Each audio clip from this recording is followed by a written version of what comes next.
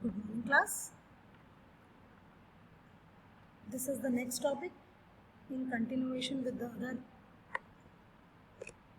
In continuation of my last class, average atomic मास. मैंने आपको वहाँ एटॉमिक मास के बारे में डिस्कशन किया था. इवन मोल कंसेप्ट मैंने आपको डिस्कस किया था. एवरेज एटॉमिक मास क्या होता है? You know what is average. Average का मतलब क्या होता है कि हमारे पास जितनी भी ऑब्जर्वेशंस हैं, मीन निकालते हैं जब हम उसका, तो उनको सम कर देते हैं, टोटल नंबर ऑफ ऑब्जर्वेशंस नीचे लिखते हैं, जो डिवीजन होकर जो आंसर आता है that is known as average. तो यहाँ पर एटॉमिक मास को एवरेज निकालने की ज़रूरत क्या पड़ी, ये पहले हम देखते हैं. एवरेज एटॉमिक मास, आप ये देख सकते हैं कि ये टेबल में 3 तरह के कार्बन के आइसोटॉप्स हमने कंपाइल किए हैं, C12, C13 एंड C14. इनकी रिलेटिव अबंडेंस जो है वो इतनी है. सबसे ज़्यादा C12 प्रेजेंट है 98.892%. देन कार्बन 13 1.108% प्रेजेंट है, और कार्बन 14 तो 2 × 10⁻10% ही अर्थ क्रस्ट में प्रेजेंट है. तो उसके हिसाब से उसके बाद हमने इनके एटॉमिक मासेस लिख लिए. इसका 12, इसका 13.00335 और C14 का 14.00317. अब बात यह आती है कि हमें एवरेज क्यों लेना पड़ता है. जितने अगर कोई हमारा एलिमेंट एक से ज़्यादा आइसोटॉपिक फॉर्म में नेचर में एग्जिस्ट करता है, तो हम ये नहीं कह सकते कि अगर हमने कोई भी सैंपल लिया है कि उसमें सिर्फ C12 प्रेजेंट होगा या C13 ही होगा या C14. इसीलिए हम क्या करते हैं, जितनी भी फॉर्म्स में वो प्रेजेंट है नेचर में, उनका एटॉमिक मासेस का एक एवरेज ले लेते हैं विद परसेंटेज. जैसा कि आपको यहाँ देखने को मिलेगा, उनकी जो परसेंट थी उसके बेसिस पर हमने उनके एटॉमिक मासेस जो थे AMU उनसे मल्टीप्लाई कर दिया. What we get 12.011 unit. And now this is the average atomic mass of the carbon. Similarly, average atomic mass for further elements can be calculated. हम कॉपर के लिए कैलकुलेट कर सकते हैं, क्लोरीन के लिए कैलकुलेट कर सकते हैं, हाइड्रोजन के लिए बेसिकली कैलकुलेट कर सकते हैं, बिकॉज यू नो हाइड्रोजन के भी 3 आइसोटॉप्स नेचर में प्रेजेंट होते हैं. प्रोटियम प्रेजेंट है, ड्यूटेरियम प्रेजेंट है और ट्राइटियम प्रेजेंट है. तो these are the 3 isotopes of hydrogen also. So average atomic mass calculate करने के पीछे हमारा जो पर्पज़ है वो यही है, क्योंकि हम उनकी जो अबंडेंस है उस पर्टिकुलर आर्टिकल में नहीं निकालते हैं, तो हम एवरेज एटॉमिक मास लेकर कर लेते हैं, तो उससे जो हमारा रिजल्ट्स आते हैं वो एग्जैक्ट आते हैं. Now the next term is formula mass. What is formula mass?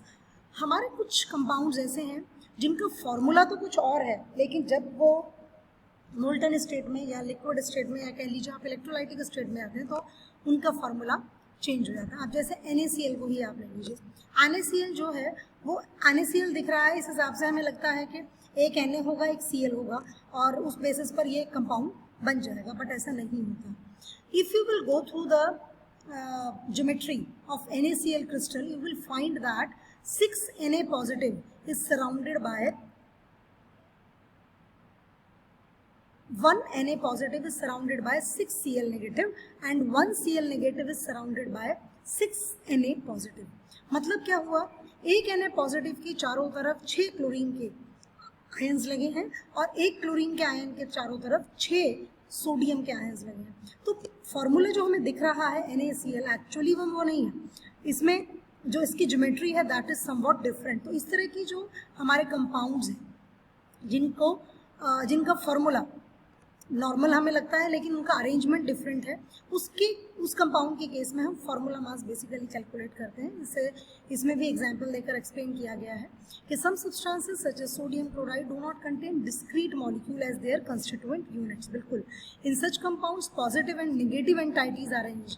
Na और Cl अरेंज नहीं है, Na positive and Cl negative arrange है. इस केसेस में हम फार्मूला मास के लिए हम फार्मूला मास कैलकुलेट करते हैं. तो फार्मूला मास किस तरीके से कैलकुलेट किया जाता है? It is almost molecular mass, लेकिन थोड़ा सा चेंज है.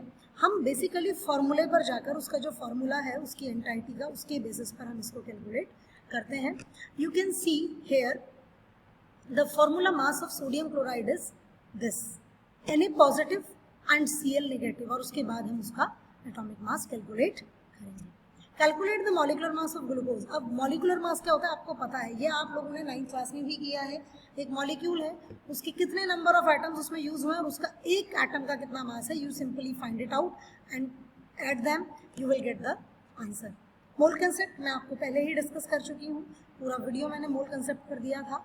आज हम एक नया टॉपिक पढ़ेंगे, that is percentage composition. What do you mean by percentage composition? Percentage composition का मतलब है हमारे बहुत सारे कंपाउंड्स हैं, वाटर है, कार्बन डाइऑक्साइड है, जितना भी हम पढ़ते हैं, गैसेस हैं जितनी हमारी, और भी बहुत सारे कंपाउंड्स हैं जिनके बारे में जिनको हम रोज़ यूज़ भी करते हैं और पढ़ते भी हैं। तो परसेंटेज कंपोजिशन क्या है? जैसे कि मैं ग्लूकोज ही ले लूँ, C6H12O6।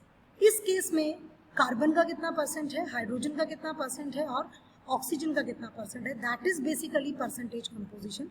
कि एक एटम, एक एलिमेंट के जो एटम यूज हुए हैं किसी भी कंपाउंड को बनने में, उनका परसेंटेज क्या है। अगर मैं किसी भी सब्सटेंस के 1 मोल की बात करती हूँ तो मुझे पता है उसमें कितनी एंटाइटीज होंगी।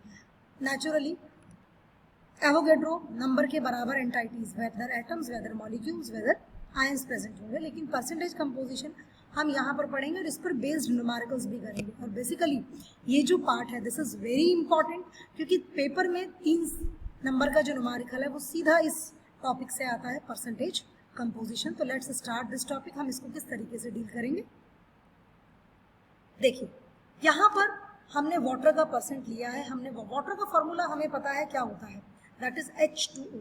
इसका पहले आप मॉलिकुलर मास कैलकुलेट कर लीजिए। हाइड्रोजन का एक एटम का 1 होता है, 2 एटम है तो 2 हो गया, प्लस ऑक्सीजन के एक एटम का जो एटॉमिक मास है उसका 16 होता है। तो टोटल इसका जो मॉलिकुलर मास निकल कर आया है इस मॉलिक्यूल का, दैट इज 18। तो अब हमें मास परसेंटेज निकालनी है, वो हमने फॉर्मूला पहले भी पढ़ा है, mass of that compound element in that compound multiply 100 upon molar mass. अब हाइड्रोजन का मास कितना है, 2, 2 एटम्स है इसलिए 2, और एक का मास इतना है, divided by molecular mass of water जो हमने अभी 18 ग्राम्स पर मोल कैलकुलेट किया था, मल्टीप्लाई विद 100। तो this is the percentage of hydrogen in water molecule. Water के एक मॉलिक्यूल में 11.18% प्रेजेंट है आपका हाइड्रोजन, और रेस्ट 2 चीज़ों से मिलकर बना है। किसी भी चीज़ की टोटल कंपोजिशन 100% से ज़्यादा नहीं होती। तो अगर कोई भी एलिमेंट, कोई भी कंपाउंड बेसिकली आपका 2 एलिमेंट से मिलकर बना है, तो अगर आपने एक का मास परसेंट निकाल लिया है, दूसरे वाले को 100 से माइनस कर दीजिए या सीधा फॉर्मूले में पुट कर दीजिए, वॉट एवर यू लाइक। आप दोनों में से कोई सा भी प्रोसेस अप्लाई कर सकते हैं। इसको अगर हम 100 में से माइनस करेंगे, we will get 88.79%। This is the mass percent of oxygen. तो बेसिकली ये परसेंटेज है। इससे भी ज़्यादा अगर आपके एटम्स के यूज़ हुए, जैसे कि ग्लूकोज की अगर मैं बात करूँ तो उसमें कार्बन, हाइड्रोजन और ऑक्सीजन है, यहाँ पर कार्बन नहीं है तो उसमें कार्बन का भी परसेंटेज हम निकालेंगे। तो इस तरीके से हम सबका परसेंटेज निकाल लेते हैं, and this part is very important. इस परसेंटेज कंपोजिशन पर बेस पर हमारे कुछ न्यूमेरिकल्स हैं जो कि पेपर में आते हैं। 3 मार्क्स में न्यूमेरिकल बहुत बार पूछा जाता है, तो आप इसको एक बार ज़रा ध्यान से देखिएगा। और एक ही जो न्यूमेरिकल नीचे दिया है, मोलर मास ऑफ इथेनॉल, आपको इसमें कैलकुलेट किया है। अब मैं आपको इसी के साथ साथ 2-3 कंपाउंड्स का फॉर्मूला और बोल रही हूँ, नाम बोल रही हूँ, आप उनका भी मास परसेंट कैलकुलेट करेंगे और उसके बाद आप अपना जो वर्क है वो ग्रुप पर शेयर करेंगे। आपको acetic acid, sulphuric acid, nitric acid, hydrochloric acid, sodium hydroxide and calcium carbonate, इन सब कंपाउंड्स में अलग अलग एलिमेंट्स के अलग अलग जो एलिमेंट्स हैं उनकी परसेंटेज कंपोजिशन को कैलकुलेट करना है और आपको मुझे वर्क को शेयर करना है। Thank you and have a good day.